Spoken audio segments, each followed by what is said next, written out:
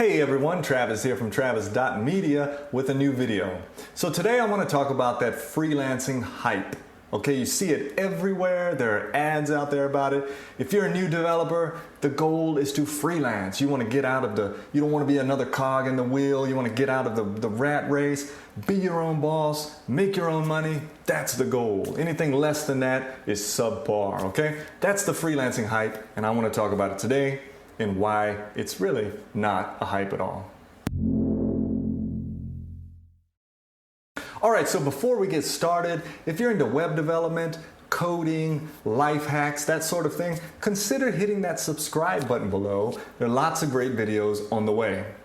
Now in this video, I want to give you 5 reasons why I think that for many, being a full-time web developer or software developer for a company is often way better than freelancing.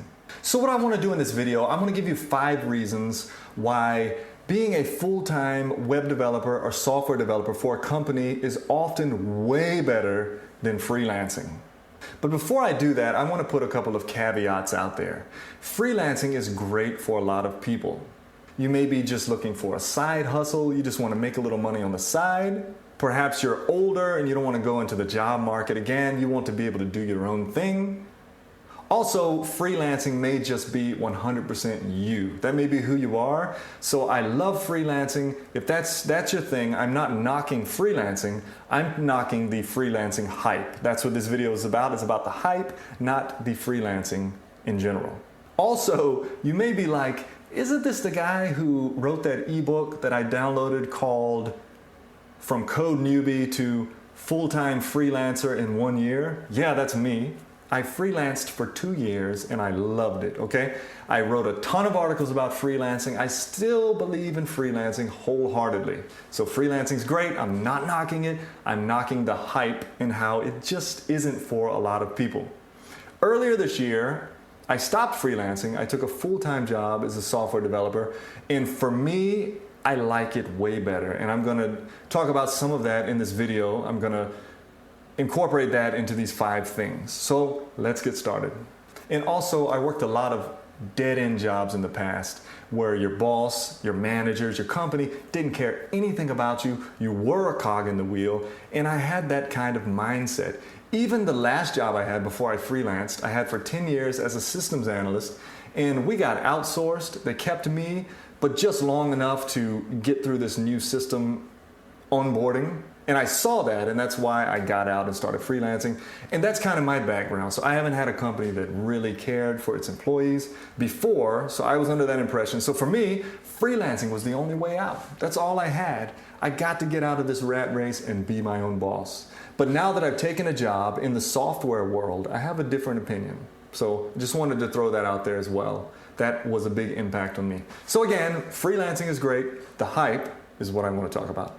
All right, so here are 5 reasons why a software developer job for a company is often better, way better than freelancing.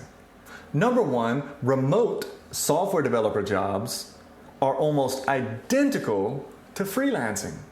Why? Because number 1, your schedule is flexible. When you're freelancing, you usually pick something like 9 to 5 to do your work. You may stop half a day and go do something and come back and do some more work later on in the day.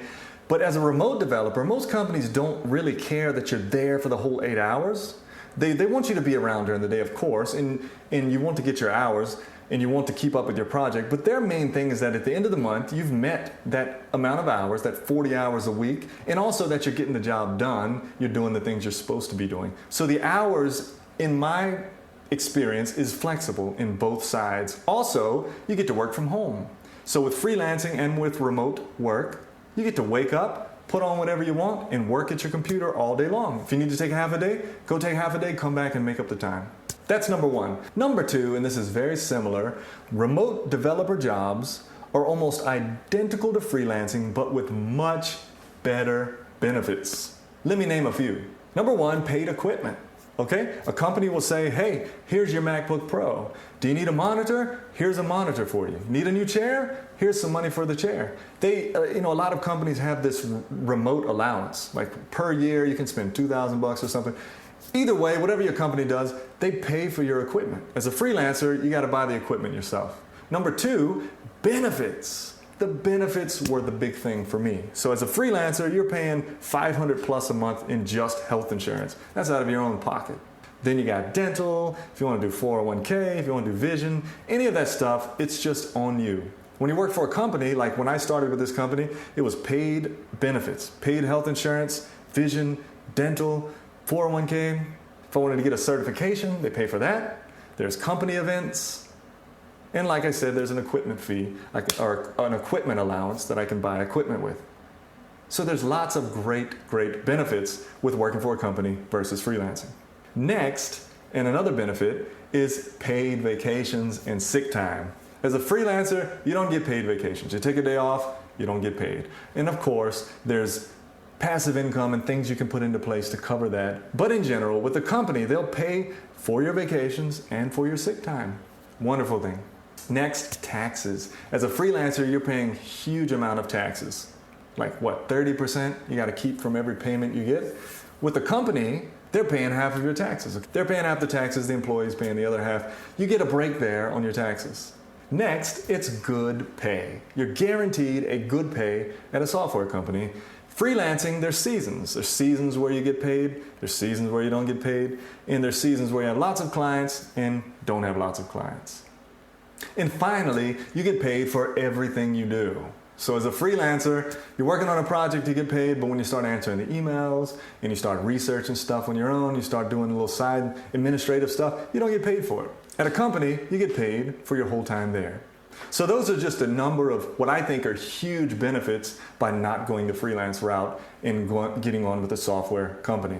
All right, number three, steady work. As a freelancer, I think I mentioned this earlier, but number three, steady work. Work comes and goes as a freelancer. There's seasons where you have lots of work, and then there's seasons where you don't. They call it the feast and famine of a freelancer. With the company, there's always work. When you go into work, there's always stuff to do. When you leave work, there's stuff to do the next day, ready for you. Number four, cutting edge skills. Now, what do I mean by this?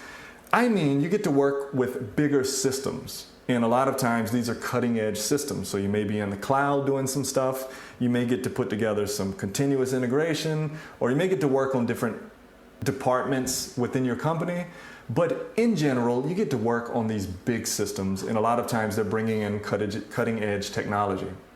With freelancing, often you're just working on some niche thing like WordPress or whatever your thing is, and you wake up and you work during the day on kind of the same things. A lot of times it's really small projects.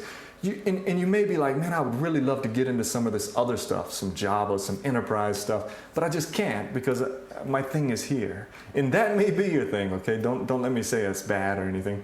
But in general, since I started working for this company, my skills have gone up tremendously from having to work on things that I didn't know and things that I haven't worked on before, and that has caused growth in my life as a software developer.